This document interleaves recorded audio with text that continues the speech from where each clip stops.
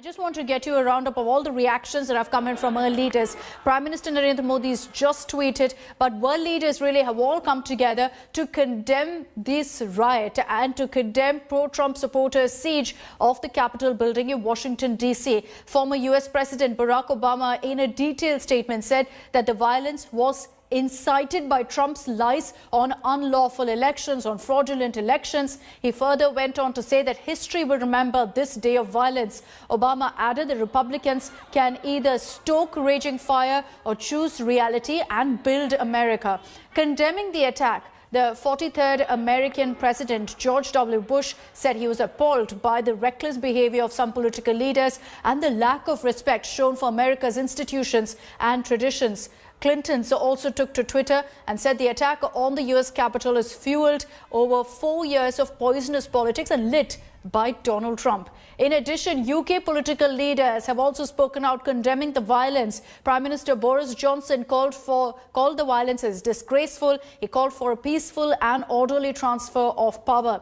Canadian Prime Minister Justin Trudeau also expressed his concern and said that they're deeply disturbed and saddened by the attack on democracy in the United States. And let me take this across now to our senior journalist, Pratiksha Gildial, who's joining us from Ohio.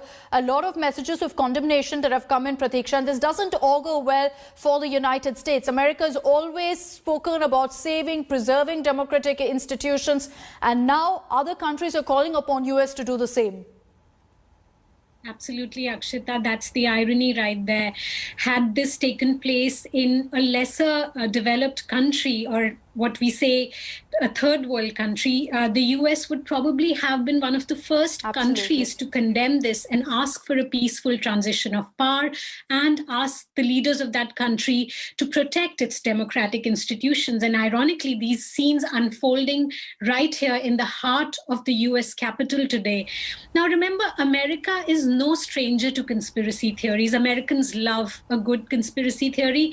And last few years have just completely exacerbated the amount of conspiracy theories that have been fed into people's minds through the internet and also through extreme right-wing media. There are conspiracy theories about top Democratic leaders running a pedophile ring, to Joe Biden being a Chinese puppet. And what has fueled this is also, to an extent, President Trump's rhetoric. He has made his supporters believe that somehow this election was rigged, that it was stolen from them, and somehow this is an attempt to take away their country from them. And that is what we saw a lot of these people who were marching towards the U.S. Capitol building chanting today. There were cries of USA, USA, and stop the steal, we want our country back, as if this democratic process was not transparent. Court after court has rejected Donald Trump's challenges to the result of this election, and his own party officials have said there is no evidence of widespread fraud in this election. But that hasn't deterred the President of the United States from not conceding and, in fact, fueling these conspiracy theories. Ajay, considering there's so much widespread criticism of Trump, how he's instigated, how he's had a direct hand in these protests, perhaps, are Democrats now drawing up a strategy, chalking out a strategy to impeach him? Just about 14 days to go for Biden really to take over. Well, I mean, I did hear today that Congresswoman Ilhan Omar and others are writing the articles of impeachment. But at the same time, as you said, 20 days are to go. And America was built the most powerful economy on base of the stability of government and the peaceful transfer of power we have enjoyed for generations. And America is about honor, decency, respect, and tolerance. So America is so much better than what we are seeing today. America shall shine again under Biden presidency, and best days of America is ahead of us. So hopefully the next coming administration will look into what happened and investigate, and all those will go through. But the best days of America is ahead of us.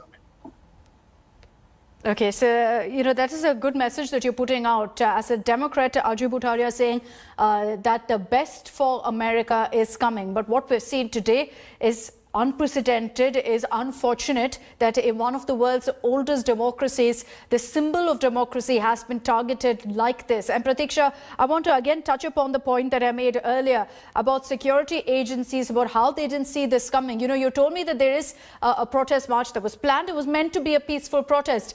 But previously also, when we've seen protests like this, always security has been right up there at the Capitol Hill. Why was that not the case today? Absolutely, and that's a question a lot of critics of President Trump are asking today. Remember, this was a summer which roiled, where we saw like widespread racial riots, racial protests in this country. And we have heard so many cases of African American, Black Americans dying at the hands of police officers for doing minor crimes. For example, George Floyd, who was killed because it was alleged that he was counterfeiting some currency. And there are other examples of small thefts or petty crimes for which Black Americans are killed very often. But somehow today, a lot of people are questioning, if this is not privilege, what is it that a bunch of protesters are able to walk to U.S. Capitol, breach the barricade, break the windows, go inside the Senate floor, even take over the dais of the Senate floor and shout from there that Trump won this election. It requires a certain amount of privilege, white privilege, to be able to do that and not be killed by the police, which is not a privilege a lot of minority Americans have, especially African Americans. And that's really what comes to mind, how, you know, we saw such unprecedented security around Capitol Hill and many other places during the Black Lives Matter protest. Why was it any different this time around? Pratiksha, Geeta and Ajay Bhutoria, please stay on with us. Hello everyone, this is Rahul Kamal here. Hope you enjoyed this video. For the latest news and analysis, like and subscribe the India Today YouTube channel and don't forget to press the bell icon to stay updated.